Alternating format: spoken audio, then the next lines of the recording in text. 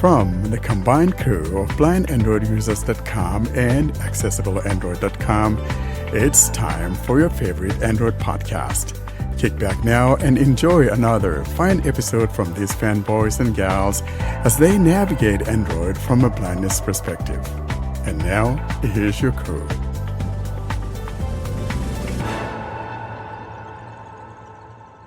Hello, everyone, and welcome to episode 197 of the Blind Android Users Podcast. We're recording today, September the 14th, 2024. I'm Warren Carr from the state of Washington. I'm Karim Kiwan from Lebanon. My name is Robert Malunda from Bulawayo, Zimbabwe. And this is Salih Kunduz from Turkey. Coming up in this episode, we have announcements.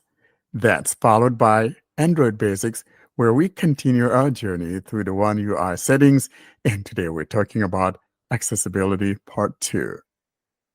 In the heels of Accessibility Part 2, we bring you the Spotlight segment, and today we're talking about Android 15 QPR Beta1.2 and Gemini Live. That would be followed by the unboxing of the Pixel Watch 3. And we close today's episode with an Android journey story by our friend Robert Malunda. Welcome to episode 197. Sally boy, let's start with you. What's going on with you in Turkey? I hear it's kind of getting hot. It's already the middle of September and still very hot. It's like over 90 degrees. And it's crazy. I don't know why it's going that way. Maybe next week it's going to be cooler. But as always, I'm getting better every day. And I'm amazed that we're only 3 episodes away from 200. Isn't it? Like, wow. It is. Now, could it be because you're such a hot guy, maybe the heat radiating? You never can tell. Exactly. Yeah. You never can tell with things of this nature. Karen, girl, what's going on with you? I'm doing well. Things are going well here. Also, we are having some hot weather, unfortunately. Well, let's say that August was better until now, but it's not something unbearable. Actually, it's still acceptable, but let's say that August really was like September, and September is maybe trying to take the place of August this time. So, yeah, but it's still acceptable. It's still bearable. You know, things like that happen all the time. We, on the other hand, however, we kind of have a cooler weather, this week. It's just been up and down. I think today we're going to be like 75 degrees. The other day, we were a whole lot cooler. And morning time, just kind of getting cooler to where you need the heat in the mornings, because falling down to the 40s and all of that. But it's one of those things you get this time of year. Some days are kind of hot. I really like September, though, because you have that feel of an early fall. It's just kind of nice.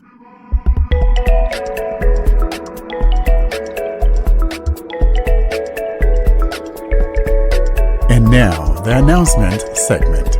This is a segment dedicated to things we want you to be in the know. And now for this week's episode, here's your announcements. Let's turn on to our announcements now. Sally, you want to tell us what we've got coming up? Well, it's going to be 3 weeks later. It's going to be our 200th episode. It's going to be the party time. So you all are invited. Get your drinks, get your foods, and come join and enjoy with us. It's only 3 weeks away, and it's going to be in, October, right? Yeah, I think it's October 5th to be precise. And we're talking about the fact that 200th anniversary of the episodes is going to be coming up here on October 5th. Mark your calendars and come join us. If you've been to one of our celebrations, maybe whether it was the 50th anniversary or whichever one, you know how that went. So we basically just get to meet each other and just talk about whatever that we have on our minds, right, Sally? Exactly. No matter what part of the world you're from, just come with us and enjoy the day as we are celebrating our 200th episode of the Blind Android Users podcast. And if you don't mind, you could tell us, how great you look. If you're like me and Sally, we get better Exactly. looking every We are day. looking for contributors, right? We don't mind. Yeah, Yeah, we don't mind. We can talk of about course. things like that too. So it's just Yeah, not going to be strictly Android. It's just basically party time, if you will. yeah. Just to Yeah. celebrate it. And Karen knows that. Karen, don't you? Well, the last time that we had a celebration, I wasn't able to be there. But of course, it will be something interesting. It will be something special to meet with our listeners, to know their opinions, to have some chat together. So yeah, of course, join us. Yeah, and we can use this opportunity as well to talk about the things that you would like to see us do as the podcast crew. Maybe you have some ideas about certain things you want to hear about, or make certain suggestions regarding subject matters that you would like us to talk about. So that is part of the Well, fun. So you come and talk about whatever you want to talk about. as they say in the call centers, your feedback is really important to us, right? Very important. You can't belittle that. Absolutely very important. And now, the Android Basics segment. This is a segment where we discuss the things that power your device from behind the scenes. And now, here's this week's episode, Android Basics. Let's now move on to the Android Basics area. And this time we're talking about One UI, and we continue our journey through the One UI settings. If you have a Samsung device, you know what we're talking about. And in the past, we had talked about accessibility. And today, though, we're talking about part 2 of the accessibility, where we talked about interaction and dexterity. Here's John to give us a prelude of that segment. Hello, welcome back to our continuing series on Samsung One UI. Today we'll be covering more of the accessibility settings. Last time we covered talkback and vision enhancements. Today we will be covering hearing enhancements and then interaction and dexterity. So I'm here in the accessibility settings, and just under talkback we have Hearing enhancements. I'm going to go in here. Hearing enhancements. Navigate up. Button. Now, I will be a lot less chatty in this section because, to be quite honest, I'm not fully sure what 100% of these settings do because I don't use them, but we can explore together. Hearing enhancements. The first option we have in here is, Real-time text. let's go in here to see the description. Real-time text. Navigate up. Button. Real-time text (RTT) is an alternative to external TTY devices. You can use RTT to communicate via text while on a voice call. What you need to know when using RTT bullet. To use RTT, you need to be connected to a 4G LTE or 5G network, or have Wi-Fi calling turned on, bullet. You can use RTT when communicating with a person's phone that supports RTT or is connected to a TTY device, bullet. During an RTT call, the other person can see you type each letter in your message, bullet.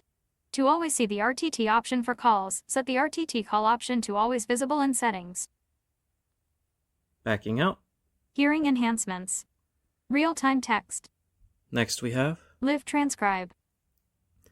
Live transcribe. This is captioning for real life. So what happens is you can have your phone, if this is turned on, you can have your phone listening to what people are saying around you, and it will show you that in text on the screen.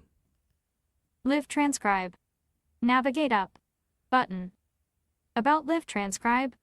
When using Live transcribe, you can type responses to the transcription you see on screen.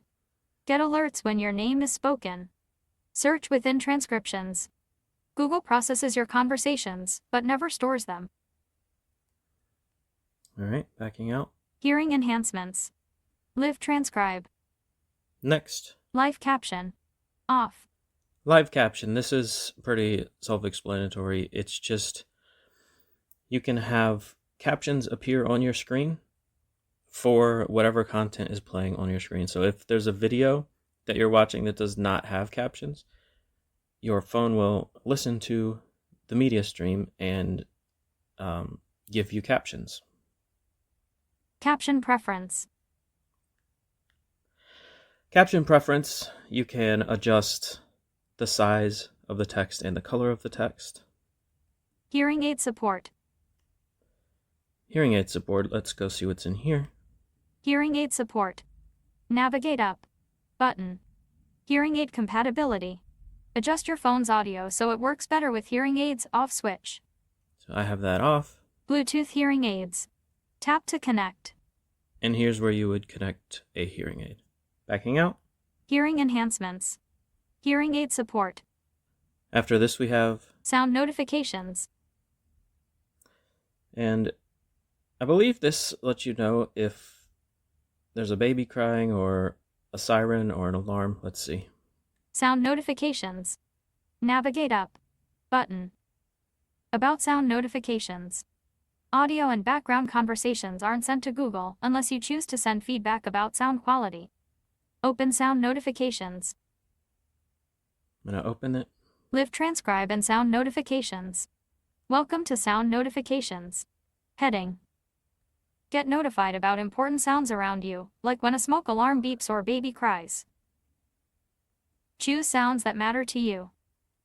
Save custom appliance sounds. Customize how you're notified. Audio and background conversations aren't sent to Google unless you choose to send feedback about sound quality. Keep in mind, sound notifications may not be able to detect all sounds. Learn more about sound notifications. Button. So, backing at it, that gave you an idea. Sound notifications. Open sound notifications. I'm going to back out again. Hearing enhancements. Sound notifications. I thought it was interesting that you could add your own custom sounds. I'm assuming that means if your microwave makes a specific sound, you can record that sound, and if it ever hears that sound again, you'll get a notification. That's pretty cool. But moving on to the next item. Amplify ambient sound. I think this is self-explanatory. Amplify ambient sound. Navigate up. Button. Amplify the world around you. Hear distant sounds clearly, and put the focus on conversations even when you're somewhere noisy. To use this feature, connect your headphones. Amplify ambient sound shortcut. That's all that's in here. Hearing enhancements. Amplify ambient sound. Next. Adapt sound. Adapt sound. Navigate up. Button. Adapt sound gives you perfect sound that's tuned just for your ears. It works whenever you're wearing headphones. Choose a preset that matches your age, or take a hearing test to create a personalized sound profile. So there you go. You can take a test, and if you're bad at hearing certain frequencies, it will enhance those frequencies. Hearing enhancements. Adapt sound. Off adapt sound. Switch. Mute all sounds. Mute all sounds.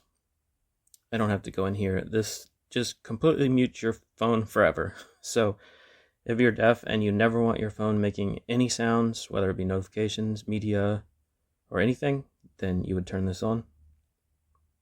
Off mute all sounds. Switch. And then your speakers basically become useless. If you don't need them, why have them active, right? Mono audio. Play the same sound out of both speakers. This, if you have severe hearing loss in one ear, you can have both channels come out of both ears so that you're not missing anything. Off mono audio. Switch. Left/right sound balance. Not used for calls. And then, similar to the mono, but if you just have slight hearing loss in one ear, you can make that speaker always be a little bit louder, and you can adjust accordingly. Let's see what we have here. Connected audio. So for if you're using a headset, 100% left, 100% right. Connected audio. Slider. So here's the slider you would adjust. It's in the center right now. Phone speakers. Then you can adjust for the phone speakers separate from the headset.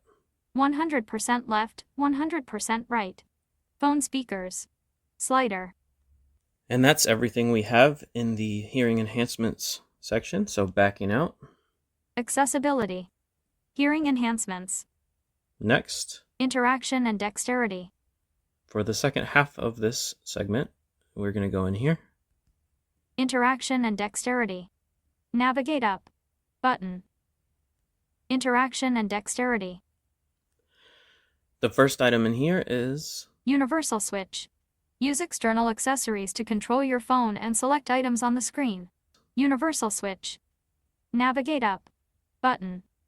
For people who have difficulty touching the screen, Universal switch lets you select items and take actions with switches instead of touches.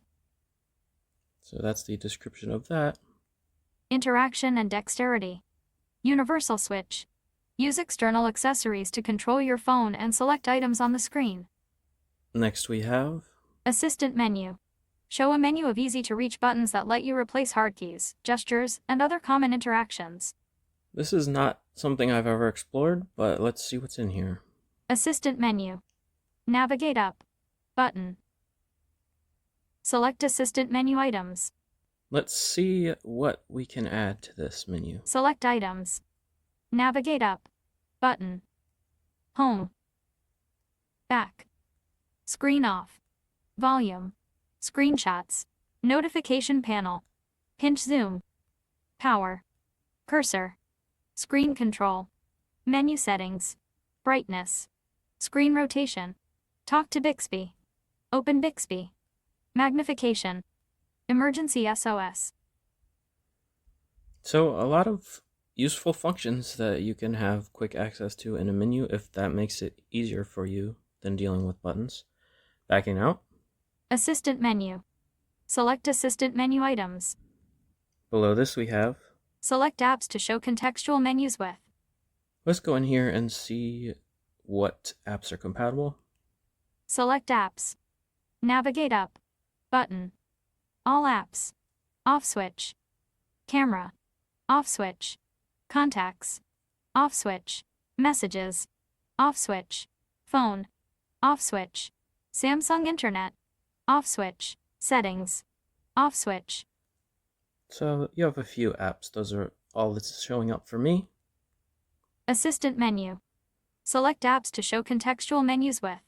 And below this we have. Replace swipe with single tap.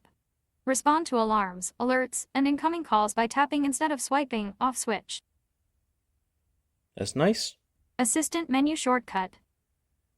This is the shortcut you would assign to it, accessibility shortcut, if you want to turn it on and off. Assistant menu size. Medium. Then you can adjust the size of it Transparency. and transparency. Decrease. Button. 14%.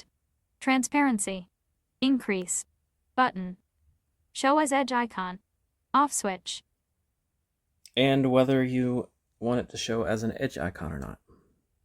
And the last item we have here, Touchpad and cursor control. but I will not go in there. Backing out. Interaction and dexterity. Assistant menu. Show a menu of easy-to-reach buttons that let you replace hard keys, gestures, and other common interactions. After this we have, Voice access. Off.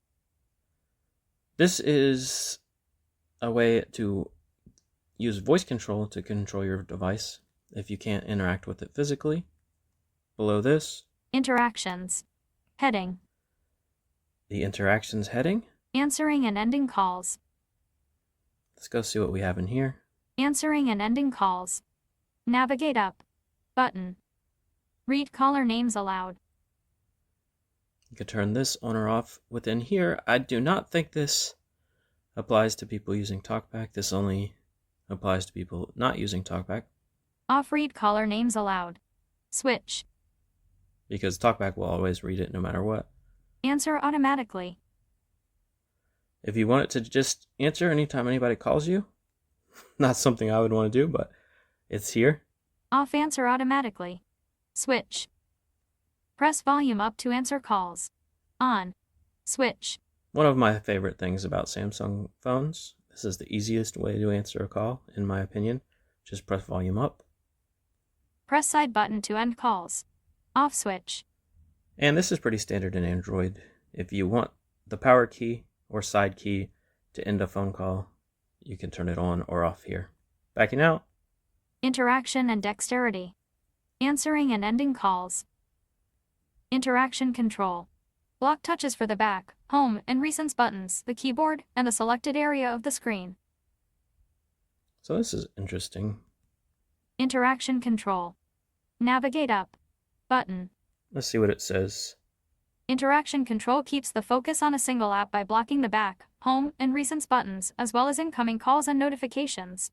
You can also choose whether to block the side button, volume buttons, and keyboard, or block touches from an area of the screen. To use interaction control. 1. Turn on the shortcut below. 2. While using the app you want to focus on, use the shortcut to activate interaction control. Interaction control shortcut. And here's where you would assign the shortcut. Off interaction control shortcut. Switch. Then below this, Lock screen when deactivated. On. Switch. Disabled. backing out. Interaction and dexterity. Interaction control. Block touches for the back, home, and recents buttons, the keyboard, and the selected area of the screen. After this we have Touch settings. Heading. Touch and hold delay. Very short, 0.3 seconds. you can adjust how long you want to have to touch and hold something. This does also apply to TalkBack users who double tap and hold to simulate a regular touch and hold. Below this, Tap duration. Set how long an interaction needs to be held to be recognized as a tap. Disabled. you can adjust this if you don't want quick taps to be registered as taps and you want to have to specify a duration for your finger to be on the screen in order for it to be registered. The reason this is disabled is because this does not apply to TalkBack users, because when you double tap, that sends a regular tap to the operating system. So that's why we can't even go in here with TalkBack enabled. Ignore repeated touches. Set a time within which to ignore repeated touches. Disabled.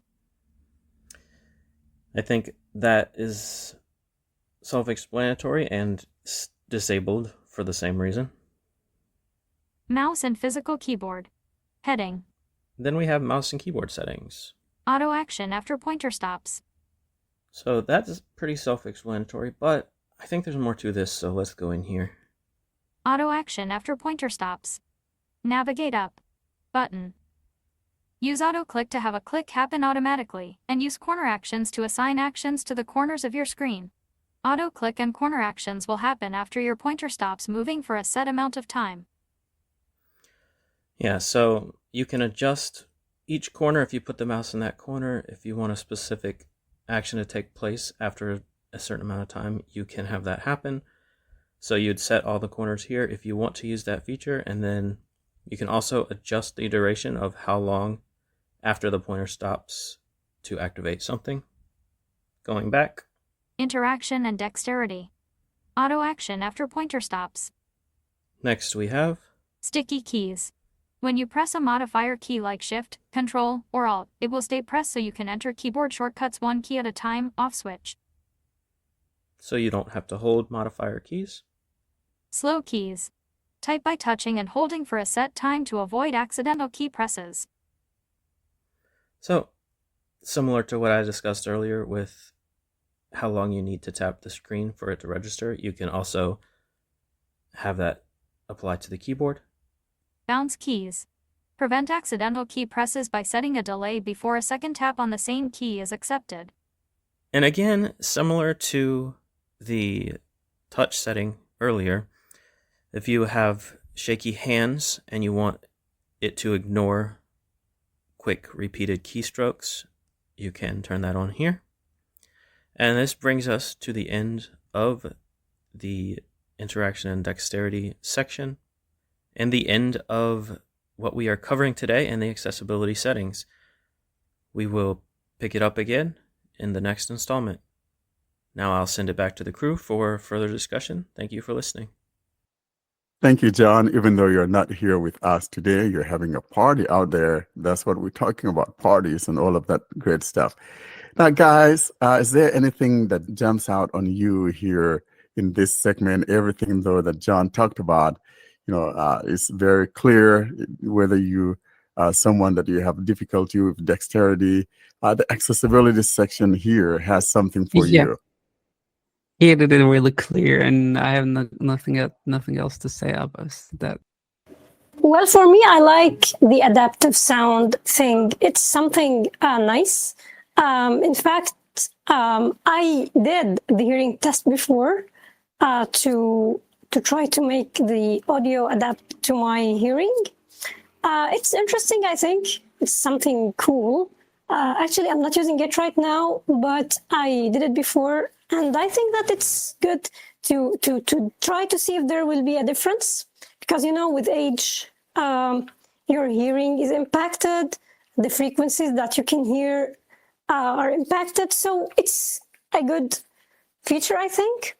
The other thing that I like is the ability to answer calls with volume key. I don't use it myself, but I think many people do. And it's something not available on Pixels, as far as I know. And oh boy, there we go about the Pixels again. I knew this was coming. This is the truth, actually. It is true. Well, now you will tell me that Google doesn't include this on Pixels because they want us to not make the volume up key malfunction or something, because Google loves us. I know that you are going to defend Google in a way or another, but it's okay. No problem. But yeah, it's really a good thing.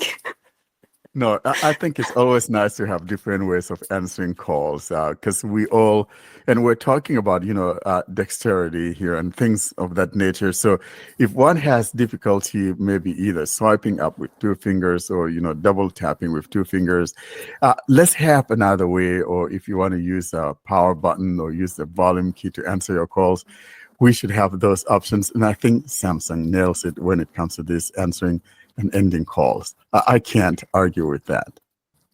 That's good. You're improving, it seems. Well, I'm a very objective guy.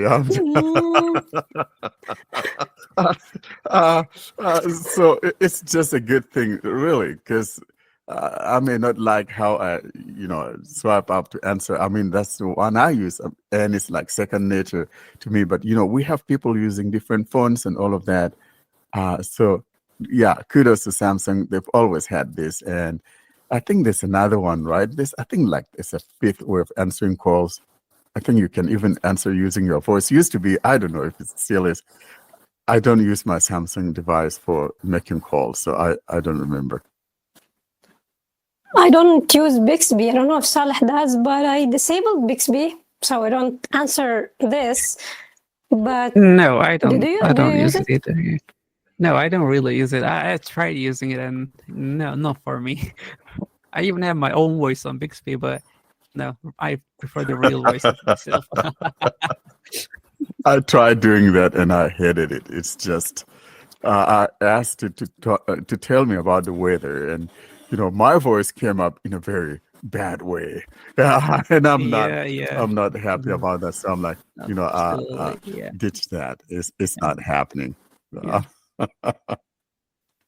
Yeah, but going back to accessibility stuff, actually, some things are not only for people who are having difficulties like impairments. Like it's good to go to the hearing section, to go to the dexterity section, because you may find things that will help you, like the adaptive sound that I was talking about.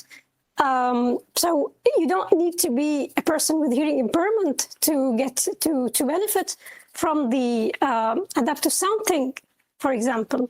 And you don't need to be a person with dexterity issues to use power button to end the calls. Actually, I use this for my mom's phone. Actually, I have it on her phone.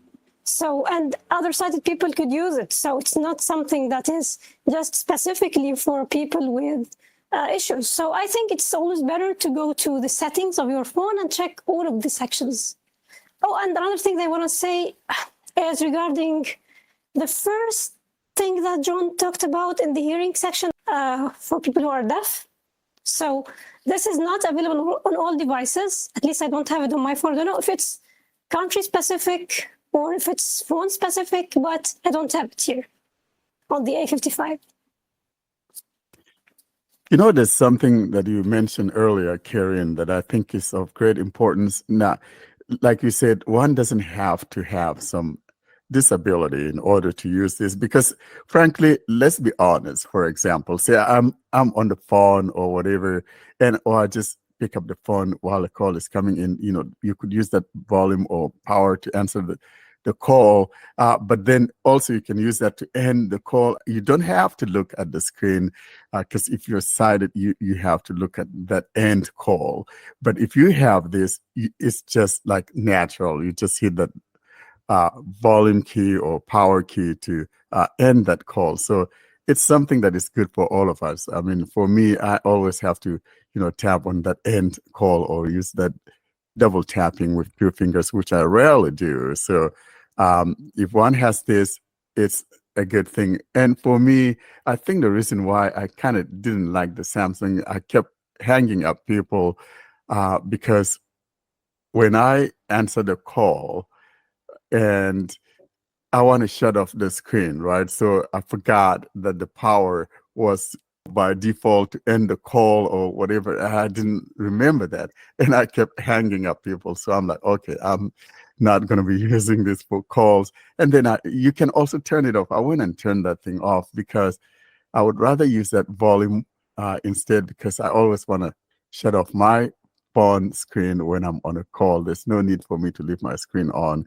And then, that power ending the call was not a good thing. But at least one could use the volume key to do so, which is absolutely great. So like I said, Samsung has it done right here, and I'm giving them props.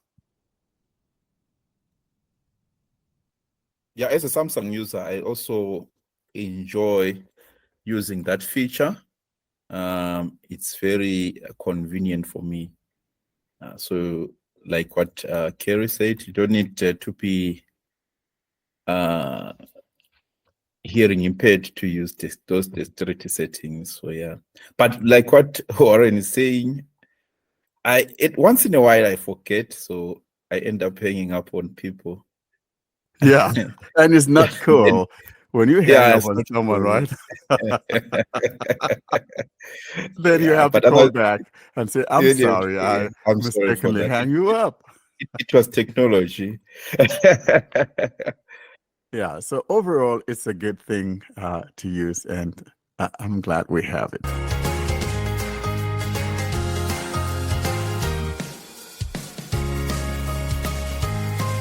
Welcome to the Spotlight segment. This is a segment dedicated to interviews with developers or interesting happenings in the world of Android. And now for this week's episode, here's your Spotlight. Let's now turn on to our next segment, and that's the Spotlight segment.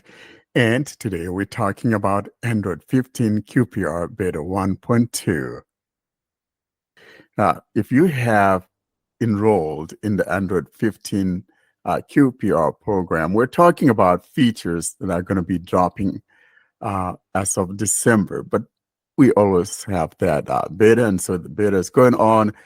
And I just want to say that a lot of things have changed, especially in the settings.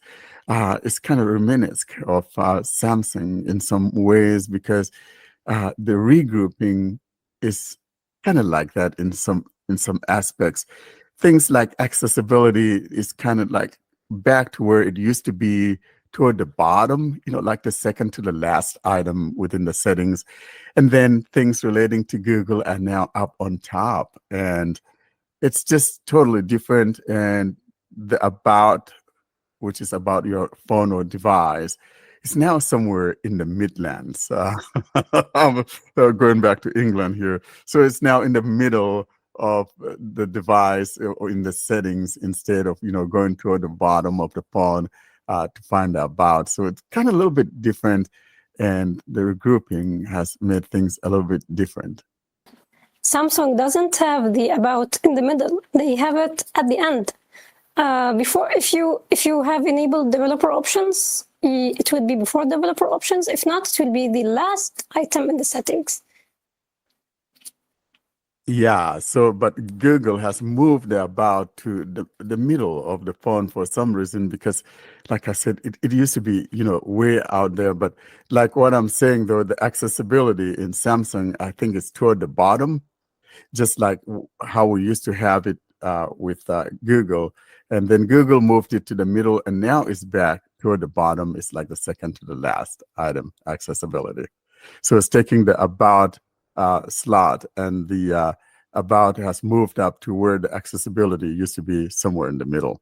Another thing that Samsung has had for a while that now we have on this build of the beta is that charging limits. So in other words, if you like charging your phone to only 80% like I do on my Samsung device, we now have that. And so to get to that, you go into your system settings, then you go to the battery, and then you go to the charging, and there you will see whether you want to charge it to only 80% or 100%. So I kind of like that, because I've always wanted that to be some feature in Pixel that we didn't have, and now we have that.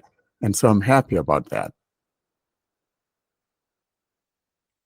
One more thing that also came with this QPR Beta 1.2 is the fact that now when you're switching keyboards, all you need to do is just tap on switch keyboard, and it'll advance to the next active keyboard. In other words, when you tap on switch keyboards, you're not going to be saying, hey, I want to pick from the listed keyboards. If you want to do that, then you need to long press on the switch keyboard. So I kind of like that behavior, because it's now easier to just switch keyboard versus how it used to be in the past. So what I'm talking about is that you're in an edit field, and maybe you're using Samsung keyboard and you want to switch to the Gboard, for example. If that is one of those that you've enabled within the system settings, language input, and keyboard, once you tap on that switch keyboard, it will just jump to the next active keyboard. What do you guys think about that? I think I like that behavior. I do, actually. It's good. It will help you if you use two keyboards, for example, only, and you need to switch between them always. This will let you just have less steps, which is good. I like it, and like I said, if you want to do the traditional thing, just long press that switch keyboard, and you'll pick from the list of keyboards you have that are active on your device. Another thing that has come as a result of this beta is the fact that desktop-like behavior, but you have to have a tablet. That's where you can find that. And so if you have like a Google tablet, you have that feature coming in there. And so it's now active, but it's not something that is available on a phone. And so it's intended for tablets. Moving along in that spotlight, we want to talk about Gemini Live. Karine or Sally, you want to talk about this? This is something that I demonstrated a little while ago back in episode 194, where I had a little conversation with Gemini Live, and it was something that came as part of Gemini Advanced. And now Google is making it free for every Android user. And I think that's really nice to have that feature coming to everyone. I like it. Well, it's really a good news to have Gemini Live available in the free tier of Gemini. Actually, this doesn't mean that all of the Gemini Advanced features will be available for free users. Only the Gemini Live, with its capabilities that you are able to talk with the assistant without the need to use the button always to tap the microphone, you can interrupt it, you can the same things that you already demonstrated before. Actually, it is rolling out slowly, so people should wait. With Google, no one knows for how long this will be, but people should just try always to see when the Gemini button is, or the Gemini Live button is in the app. And it will be great to try this one. Actually, I like it, although I'm not a fan of Gemini itself because I think it has its problems. I already discussed some of its oddities before. but the thing is that always... Yeah, this is going to be quite interesting because I love talking to, for example, ChatGPT. The voice conversation feature is really nice. I love having boring conversations with it, like minutes and minutes. And I'm going to do the same with Gemini and see which one is more boring. No, you know what? The best thing about Gemini is that you can say immediately, "Hey, are you crazy?" Because I need to tap the microphone when I want to say it. Do you remember what John did last week? Yeah. It was really fun. Like John was asking questions and questions. Yeah, in the demo he showed in the group. That was really perfect, really. And GPT doesn't have this feature until now. Yeah. I think that the interruptibility of Gemini is probably one of the glowing headlines because I don't have to wait for it to do whatever. I mean, I could switch subject matters while it's talking about something I just asked. And I think I really like that. And so the whole idea is to have that human-like conversation with your chat AI. And I think Google kind of got it done right with this one, in my never to be humble opinion. Yeah, but it's always also expected that GPT will also include the advanced mode in their new or in their ChatGPT app. I think it will be similar to what Google offers. I hope that they will do that because, to be honest, currently you feel that you are really in a conversation more when you are using ChatGPT. I'm not talking about, I'm putting aside the thing that if you want to interrupt it, you need to tap a button, which is not in Gemini Live. I'm talking about the flow of the conversation itself. It's already known that I'm a fan of GPT more. So, but really, I'm trying to be objective here. You feel like you're talking with a human more when you're talking with ChatGPT. So I think if they implement the more advanced features, if they have the same thing like what Gemini Live has, this will be also a game-changing thing. Yeah, but as the saying goes, a bird in hand is better than two in the bush, right? So right now, though, Gemini it is, that is Gemini Live it is. I think that the whole thing is that everyone is going to be copying the same thing. And the more options we have there, I think it is the better for a knuckleheaded user like me. If we have more options and all of that, try which ones.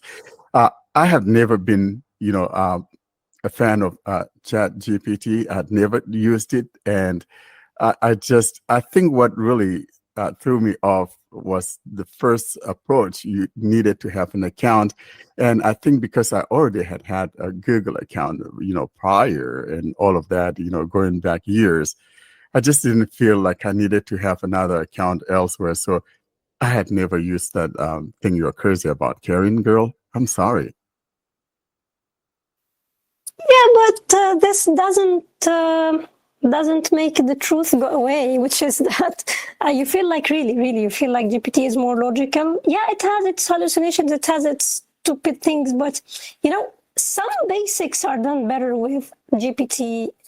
I think after I tested both of them, well, to be honest, Gemini is improving. Also, the responses are now faster. I can say when I'm using the assistant, it's now really faster than how it was before.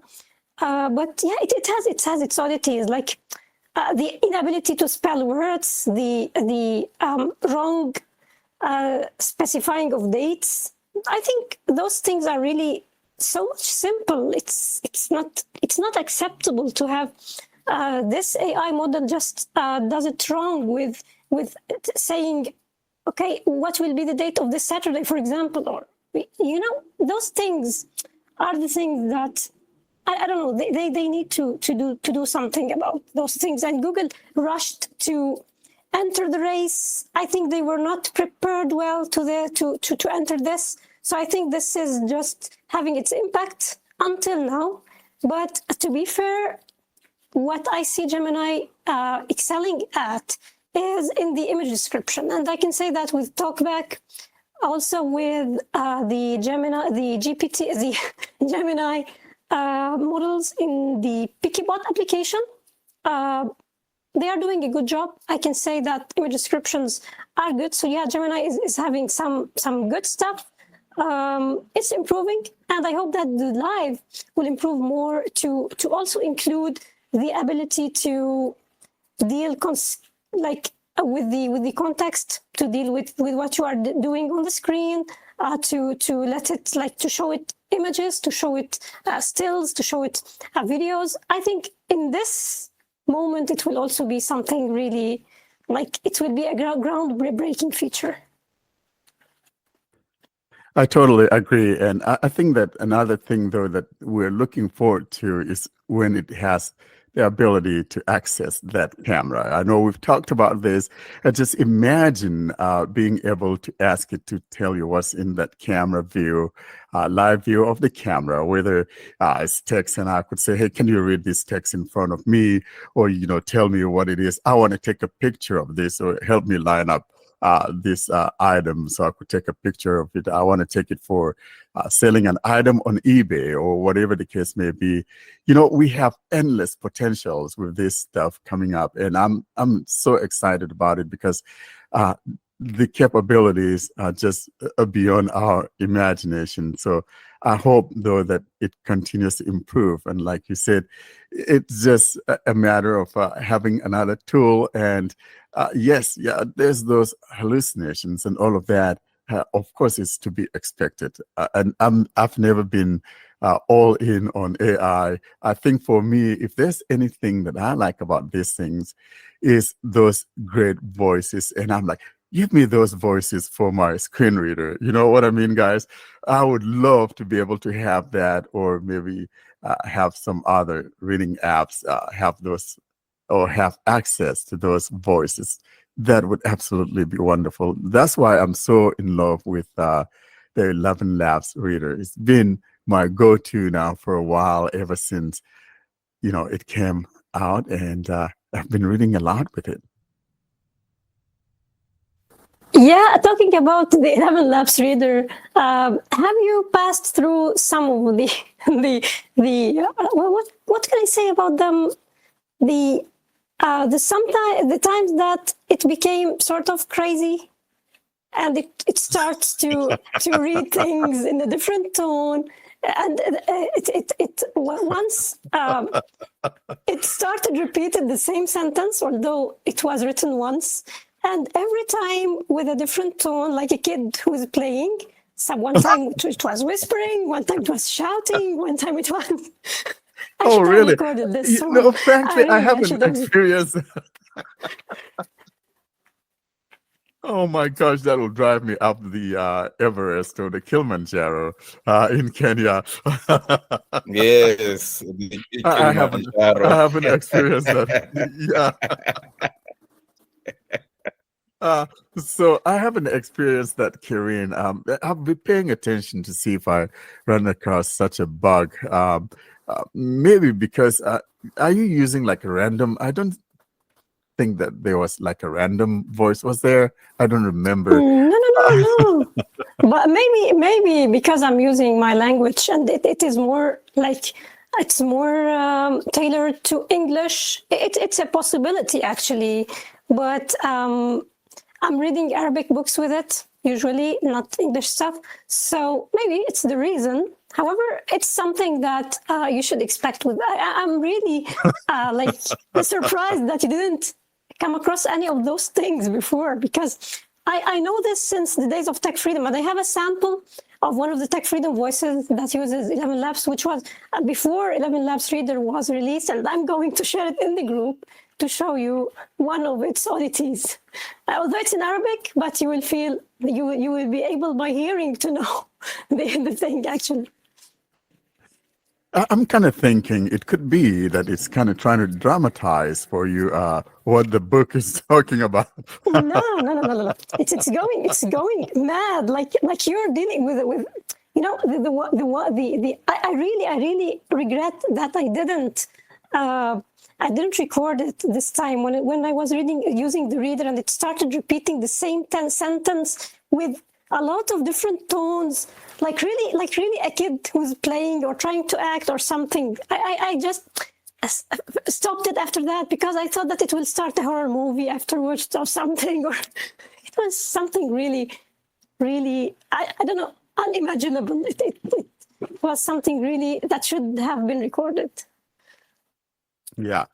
So I think, like you said, though, it's probably maybe it has some difficulty with some languages and that behavior may be coming through. But I'll keep an ear open for that in the event that I hear that. But I haven't heard that. And, you know, believe it or not, so my wife, you know, I told her about it and she's been using that too. And she's like, oh, this is really nice. I'm like, yeah, you know, you're cooking or driving, whatever the case may be.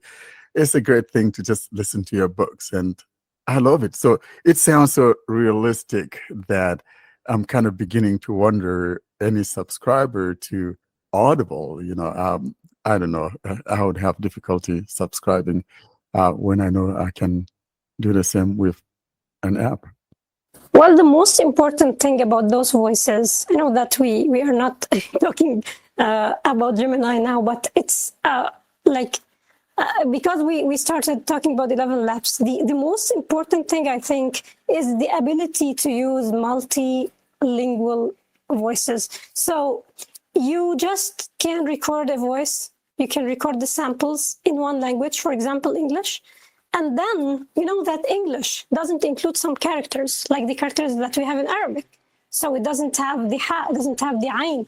But with AI, after the voice is generated, the voice is able to read those characters like a native. So this is something really good because it's not in the sample itself, it's not in the sentences. So the generation capability, this multi-language thing, it is the most important part of those voices because it's something really amazing. Well said, Karen. I think that's the crux of the matter. It just makes things easier. And I'm kind of looking forward to it becoming available in more and more languages, you know, all these, because sometimes a lot of languages are not there. So it's just like the main languages that are spoken around the world. And I'm looking at Africa, you know, some languages may take for a while to get there, but I'd like to see that come through.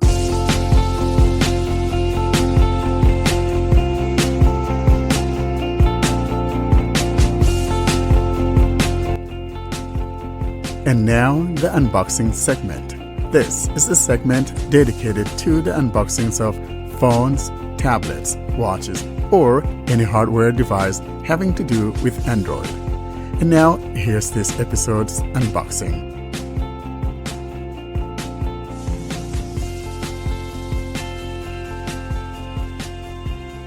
Hi, from Blind Android Users Podcast, this is unboxing the Pixel Watch 3.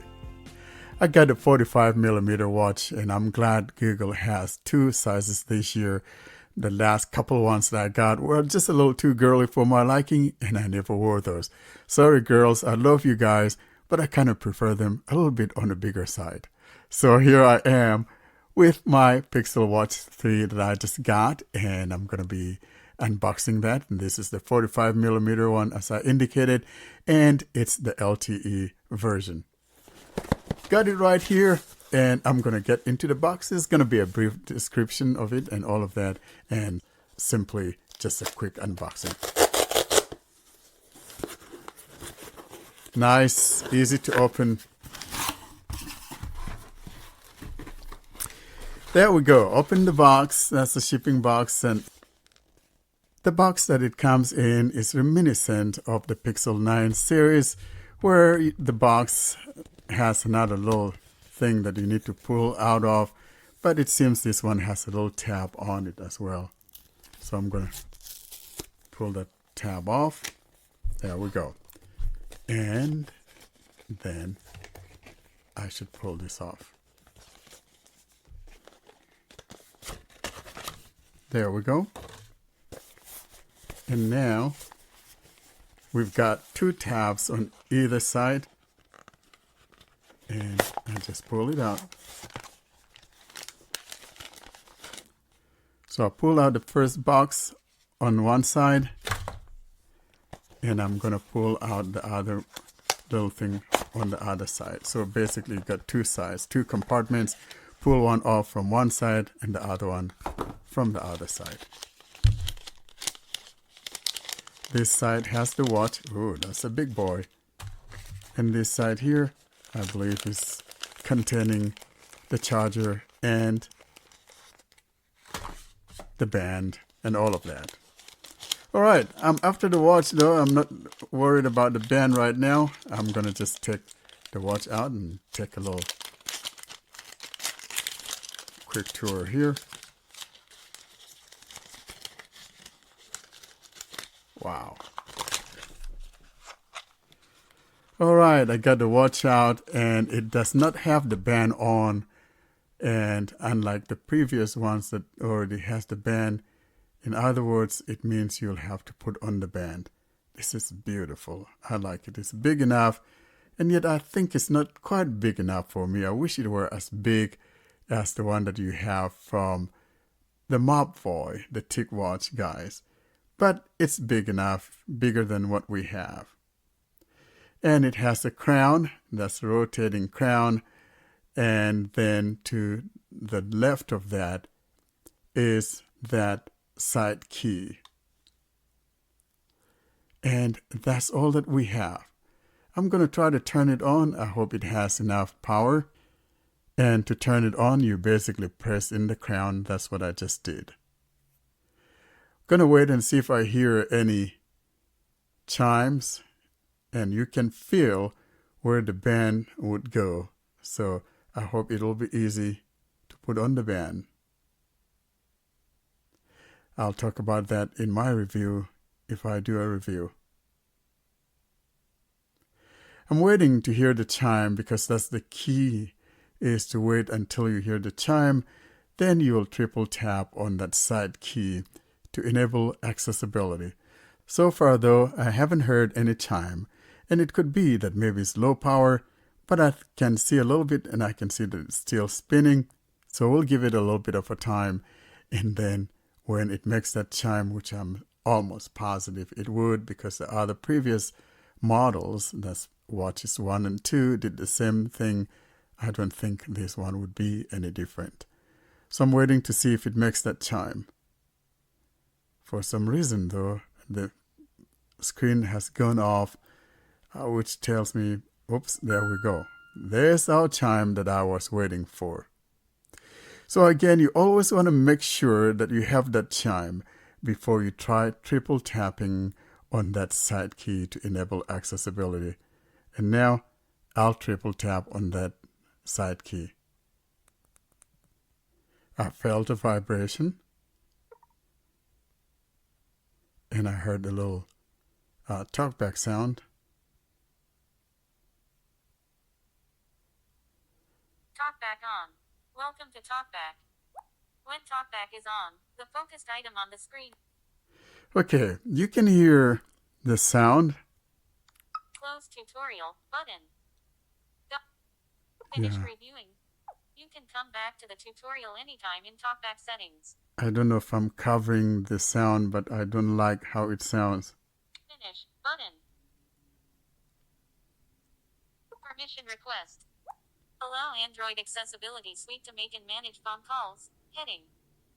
All right, so basically that's just the Allow button. Double tap to act. Setup.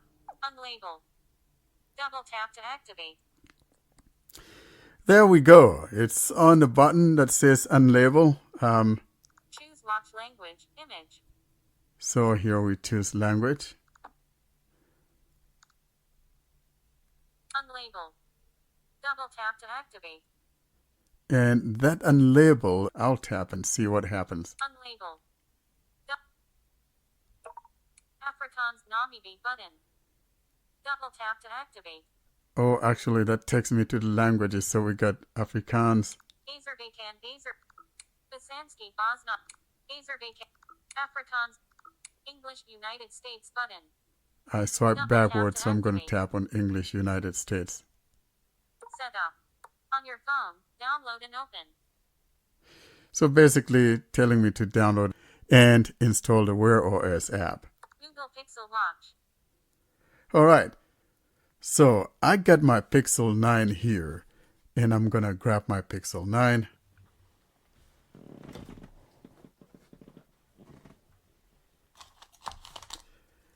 And Finger. Device unlocked. Home. Home on top. Pixel Watch 3 on bottom. Pixel Watch 3.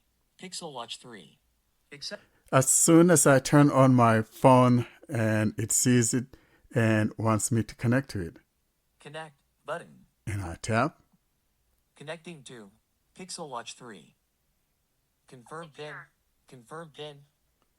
okay, and it says confirm the pin, and on the watch, 687,674. 600 whatever, so let me see. 687,674. Yep, and at the bottom, Confirm.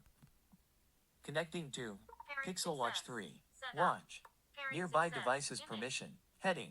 Watch on top. Allow Google Pixel Watch to find connect to and Pairing determine the success. relative position of nearby devices. On bottom. yeah, Don't allow. I'll allow. Allow. Pairing success. Watch.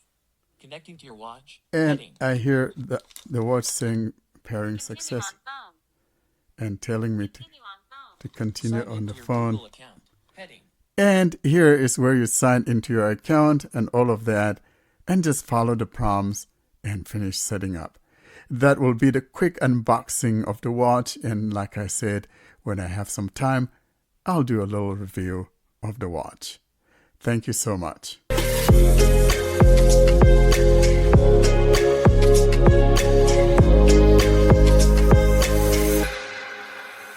And now it's a walk down memory lane. This is my favorite segment of the podcast. I'm talking, of course, about the Android Journey story. If you're a listener and would like to come on live and talk about your Android Journey story, but would rather record and send it to us, then contact us via email at contactus@blindandroidusers.com. And now, here's this week's episode guest to talk about their Android Journey story. Well, now let's move on to my most favorite segment of the podcast, and that we're talking about that Android Journey story. So this is my favorite part of the episode. And of course, you guys have heard Rob's voice, our guest for today. And Rob, I want to welcome you again to the Blind Android Users podcast to talk about your Android Journey story and the projects that you're involved in back there in Zimbabwe. Tell us a Thank little you. bit as to what's going on in your area, Rob. Are you guys, is it hot or what's going on? Is it harvest time? What's going on in Zimbabwe? Thank you. Thank you so much, Warren and Tim. So here in Zimbabwe, it's summertime. We recently were in winter. For us, May, June, and July are winter. I'm sure for you guys it was summertime. Oh, yeah. So yeah, so for us it was winter and it was a little bit cold. Now that it's what after winter it should be what spring or something or summer or something. Here our weathers are mixed, but So the main one tell, is tell summer. me something. If it's Yes. if it's summertime, when is your harvest time? When do you guys harvest your crops? Okay, so now it's plowing time, so we should be harvesting around February Oh or my! March of the next year. So now we are waiting for the rain, which will be starting in October. So naturally, that means September is a hot and a very hot month, and the heat has already started now. So yeah, we hope this heat will produce rain because there's been drought for the past 2 years. that has affected electricity and food. Yeah, food.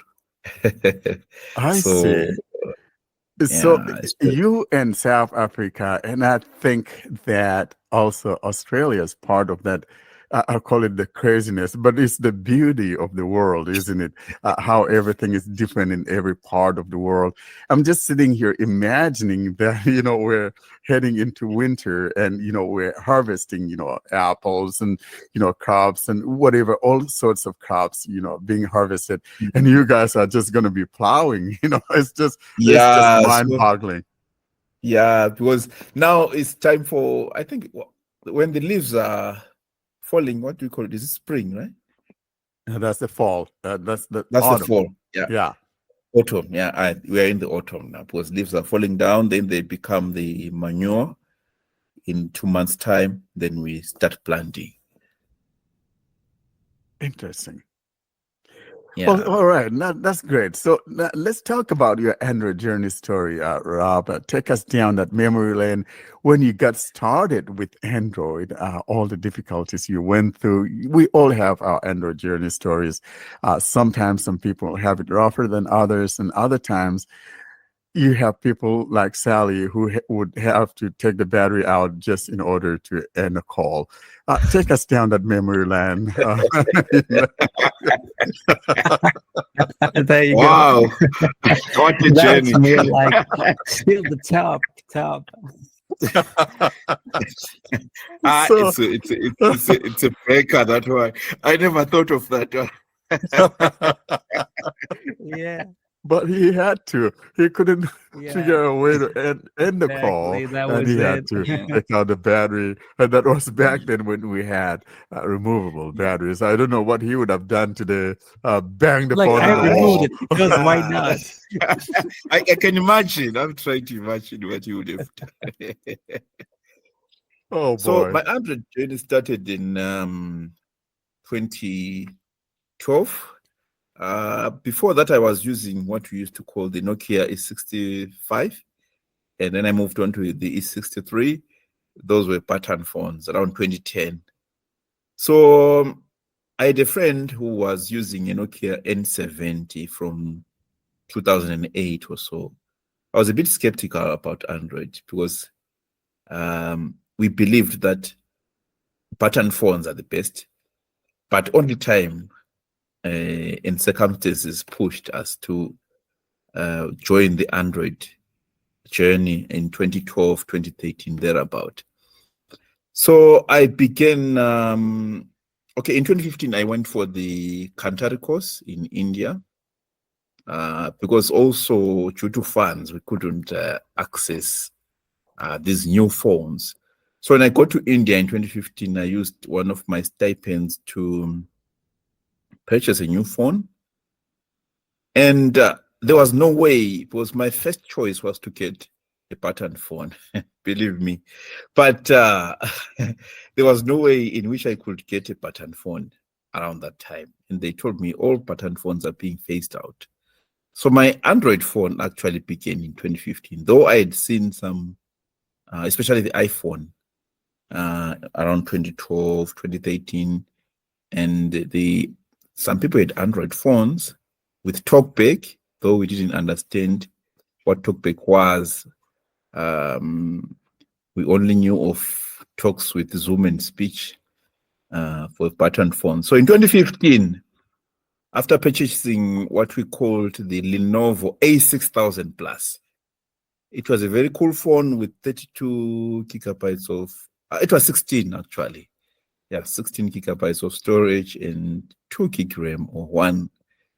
That is when I saw and came across the opportunities of Android and most importantly, being equal with sighted people, who sighted people had already moved to touch screen phones with the S3, I think, S3 Mini, S3. So It was a great phone, the S3 series. I like that yeah, phone. Yeah. okay. I'm glad you used it. We're using it with TalkBack as well. Of course, yes. We had talked back on the S3, and it was one of my first entry into Samsung, and although the S4 was my most favorite phone, but the S3 was absolutely beautiful back in Wow. 2012. So I I wasted a mean, lot of S3 was beautiful back S3, in yeah? 2012, yeah, and then S4 was in 2013. But yeah, it had talkback, and all those watery sounds, from Samsung, the Touch Wiz. I Yes. hated that water sound. People loved it. I don't even hear in Zimbabwe. I People turned mine loved off. music. I don't like sounds. I hated that. Yeah. So my journey began with the Lenovo A6000 Plus. The TalkBack had to be installed from Google Play Store. So it had a problem of turning on and off on its own. I don't know why, because what I've realized in the past years that I've used Android is that TalkBacks, which come pre-installed on the phone, they behave properly. I mean, they behave well. They may not be perfect, but they work well. But those which we install or which we side load from what we call Play Store or these other apps on the internet, they don't work well. So they have a lot of challenges. But I stayed with that phone until it got lost in 2018. So that's where I moved on to the Huawei P Smart 2018. Yeah, but then when it stopped updating in 2020, I think that's when I moved to the Samsung. That is where most possibilities of Android opened up. Because I thought I'd known everything about Android, but then the moment I turned on to Samsung, things really came back to life. I mean,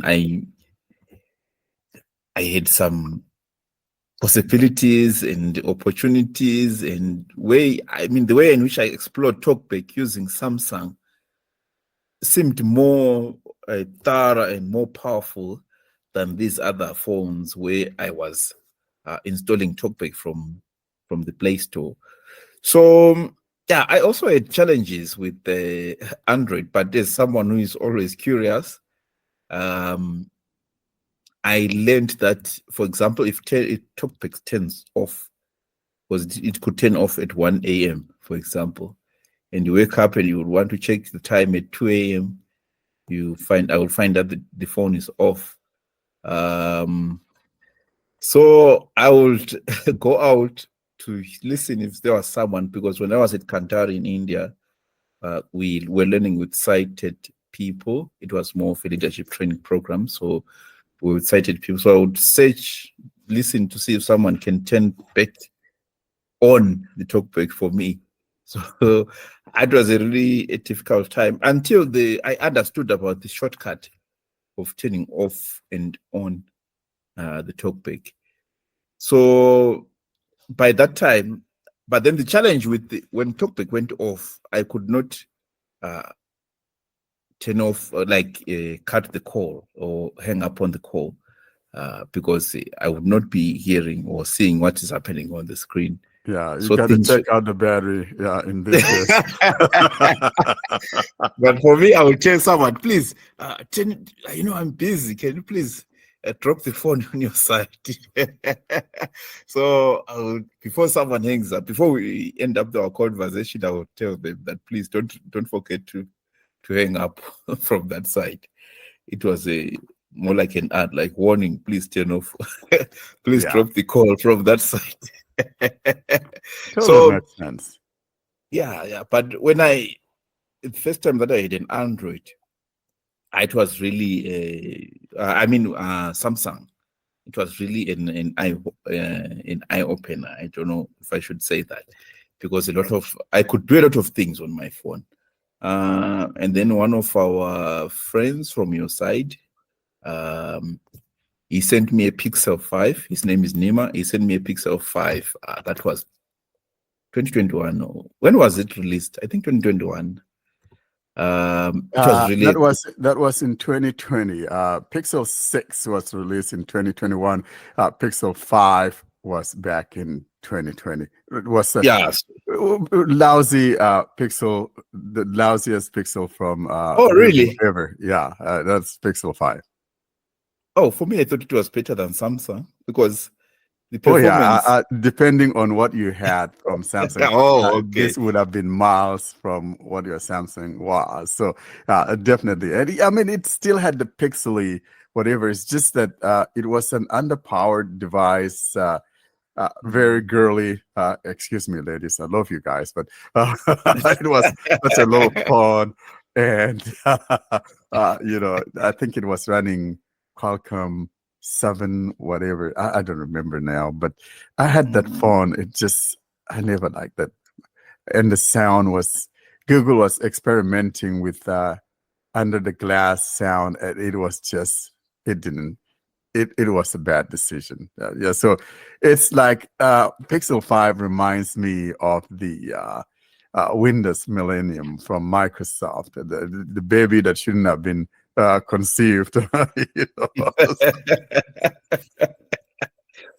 Yeah, so Yeah. I thought the Pixel was faster, but I failed to maintain my Pixel lifestyle because that's the phone that I thought was the best for me.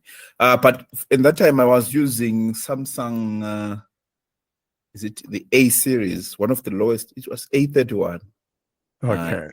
Or The maybe it was A31 used the it uses J7 series or one of those A series. the the A31. It was using MediaTek. So when I came across the Pixel, really, Pixel was fast. Plus the talkback was, I mean, Oh yeah. Now the Pixel will definitely blow that out of the water, no question. Yeah. Yeah, it was really a great time for me. So I'm still on the budget phones of Samsung, but trying to be on the higher side. I wonder how it feels like to have a S24. I always enjoy the submissions from John on the power on the by like the powerfulness of the S series, because on the A series you get updates a bit later. But anyway, we are happy with that. So here in Zimbabwe, what I do after having realized this Android dream, I'm now training other blind people on how to use Android phones with TalkBack. And here in Zimbabwe, we have one of the popular brands called itel. It's a Chinese phone. It doesn't come with the TalkBack pre-installed. Once again, it's more like it's $100 phone. I mean, you can get a 32 gig and 3 or 4 gig RAM, basic phone. So I train them on how to use TalkBack and how to customize TalkBack for our benefit. So all the shortcuts are there, like turning volume up and down for turning it on, but you set it once you install the TalkBack part of it. So those are some of the projects that we do here. We also train on computer literacy, mobility, like daily living skills. Though most people, when they come to us, they want to know about how to use an Android phone, how to get on WhatsApp as a blind person, how to use Telegram, and so on and so forth. So yeah, basically that's my Android journey, which I'm now sharing with other blind people here in Zimbabwe, so that we are all on the same page. Well, I have a comment and I have a question for you. Yes. First, you reminded me of a personal experience. I think it was the Lenovo A6000. That was a terrible phone. I can say it confidently. Sure. Yeah. No, actually, for me, I stray with that phone. Oh boy. Yeah, indeed. You know what? Before, I didn't get it for myself. It was for my mom. When it was on the version that it came with, the Android version, I don't remember which was the Android version, but it was having TalkBack and the shortcut. I don't remember really, but it was having the talkback, the shortcut, everything was okay. Then it received an update. It was an Android upgrade. I think it was the only upgrade actually it received. But I was updating confidently, and then when the phone turned on, I had no speech, nothing. So they literally removed talkback completely. And I think that also the shortcut wasn't there. And the problem is that, as you said, you can install talkback, but you can't bring back the shortcut. So it will be something terrible, you know. So, and it was really, really, really very slow phone.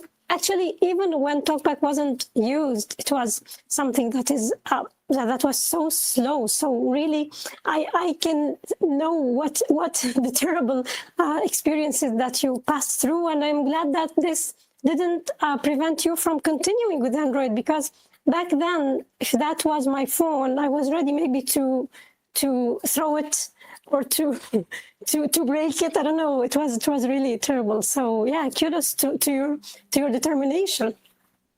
And the question is, you are talking about the ITEL phones. Did you try to contact them? I'm really surprised that there is still a company that doesn't include TalkBack built in. I thought that we are past those things now, but I'm really not liking this. What they are doing. So did you try to contact them, to communicate with them, to tell them about accessibility and the importance of having TalkBack built in the phones, in the operating system? Okay, thank you so much for the question and the experiences. Yeah, we tried to send an email to I think their main company is called Infinix, I think, because they are the same guys who do what we call techno phones. Those are some of the popular phones here in Africa. Techno and but ITEL. Techno has, I think, TalkBack installed. Don't they? Saleh, I think you have some experience with that.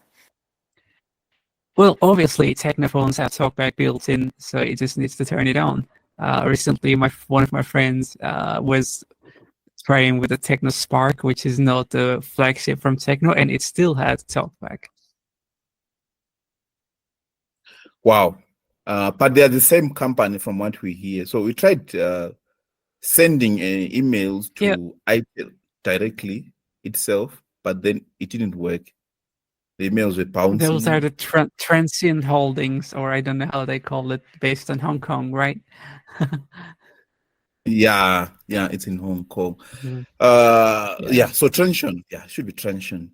They own both ITEL and Techno, but ITEL is far much cheaper than Techno here in our country, because with $70 you can get an ITEL phone. So I don't know if TalkBack is expensive to install on the system, or to integrate TalkBack with Android Go. Or some of their apps. I think, yeah, exactly. That was what I was going to say. It comes with Android Go, and those phones on Android Go, they don't have TalkBack. That's terrible. No, I think that TalkBack works on Android Go. Yeah, they do. I had a ZTE Android Go device that came with Oreo. It had built-in TalkBack, and I also got a Nokia Go Android Go phone, and it also has. I think what's happening is that sometimes maybe the people working on it just kind of overlook that part of it, while their parent company that's producing more expensive phones, take the time to integrate this TalkBack accessibility into the phone. So it's just one of those things. And, I was in Africa right back in February, and I saw all kinds of phones that I'd never seen before. It's amazing. Lots of different Chinese phones I'd never heard of. So many of them. So many of these Chinese phones. But TalkBack, zero. My gosh. Unbelievable. Yeah, but so I think that's the problem. Those guys often forget about it. I have, there was a Chinese phone that I got because I like to try different phones, and I think that was called the Vernis. It came with TalkBack, Sally, like you are saying, or like Karen was saying. But when it got an update, believe it or not, the TalkBack was gone. Just like that. So I think the challenge is that how Warren has put it, that they overlook the importance of TalkBack. Plus also the issue of laws. Here in Africa, many countries don't have accessibility laws. Like if your device is not accessible, you cannot sell it here. We are not yet at that stage. So once TalkBack or anything to do with accessibility is overlooked, no one is there to follow up. And if you are following up as an individual, like 1 or 2 or 3 individuals, like as blind Android users, they may not take us seriously. But if it's a government, somehow, because those are the ones who control the whole market, something could be done. So we are trying our best to make sure that accessibility is put as part of the laws, like the Americans with Disabilities Act or anything similar in different developed countries. I think that's the key you just pointed out there, Rob. If there are no laws or regulations, anything can happen, so it just becomes like a dumping ground, and people just dump whatever they have, not paying attention to those things. And frankly, I think you're on the right path, and maybe you guys could influence the government, or you have a representative there that gives them advice on accessibility. This should be something they should look into, making sure that every phone sold in Zimbabwe has accessibility. I think that would be a cool thing. Yeah, I believe that also. I got a comment and a question in the same time too, Rob. Since, the internet connection is not pretty stable in those areas in Africa, especially for those having low income, and thus they cannot really listen to the podcast, and sometimes it's not really easy, right? Yes. So it's not really easy. Just to leave this gap, this is what we are trying to do. Like, this is the core principle that we started with accessibleandroid.com. Even though some people cannot watch videos, cannot listen to the podcast, it wouldn't be that easy for them, like listening to them every week. When they can listen to them this week, they cannot do the same for the next week because the data is expensive for them. But here we have the website accessibleandroid.com. They can go with even a low data plan. They can read the articles. So that's what we are trying to do for those people living in Africa or in low income countries when they have less stable connections. And this is what we are trying to do. I couldn't really express myself enough, but this is what we are trying to do. And sometimes we get in comments about it. Okay, this is something you're doing great. It's not easy for us to watch videos and reviews and things like that. But when we haven't written, that's something we can really follow up. Yeah, I think your app, Sally, is your website. I mean, even the app itself, I was trying to see, I tested it to see how much data, as you say it consumes. Yeah. But I'm seeing that it works well with our low internet latency. We call it in connection. Yeah, it works well. You do, though, however, Rob, have a nice connectivity because, you've not been breaking at all. I mean, this is awesome. So I am really thankful that you were able to come and join us. And Android journey stories are always my favorite. And if we have more people like you coming on from Africa to hear about the Android journey stories, I think that would absolutely be cool. Something that my friend Saleh forgot to say, and I'm going to say, is regarding the project itself, the content. So actually, you're welcome to contribute to the project, as we always say, it's a hybrid project. I don't know if you spent time dealing with the website, checking the website. So as you're a person who is working on training material, on like discovering stuff, and it seems that you're eager always to discover new things and to check what's new. So I think if you have time and you like to contribute, of course, it's all voluntary. It's let's say it's a community-driven project, so you are welcome to do so. You or your friends or anyone, you know, like if you want to submit an app, if you want to write like a simple guide, a simple tip, whatever, you're welcome to do so. So feel free to check the website and to ask questions and to send feedback as well. And of course, to contribute if you like to.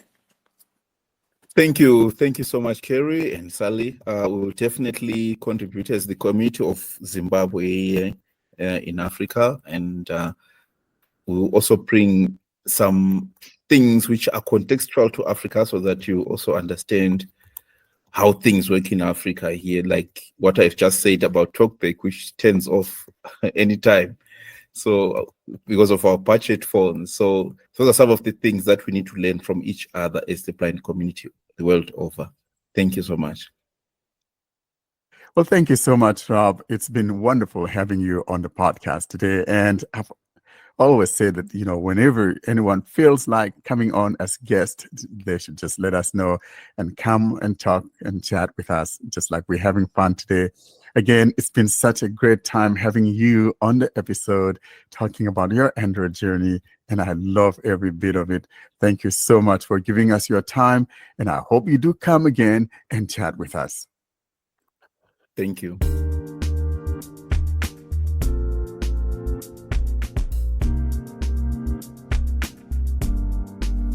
All good things must end. Thus, it's curtain drawing time, bringing us to the close of this week's episode. Coming up, though, we give you information on how to get hold of us.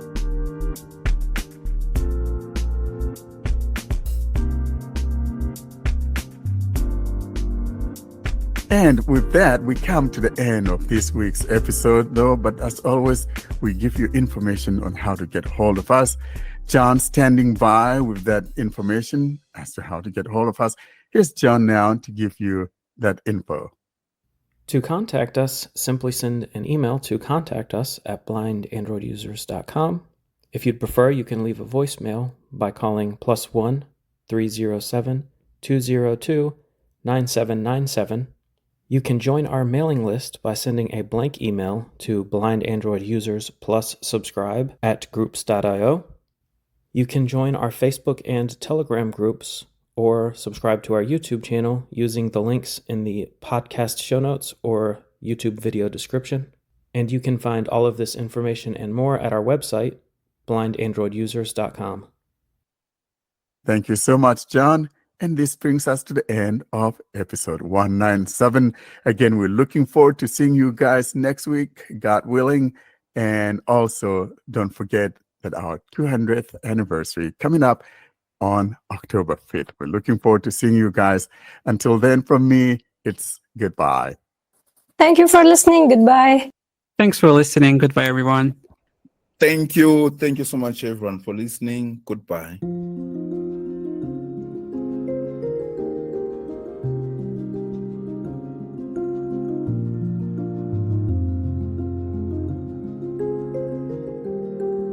Thanks for listening to another episode of the Blind Android Users Podcast. Until we see you next week, don't forget to leave us your comments and suggestions via our email contact or using any of our social media sites. Have a great week.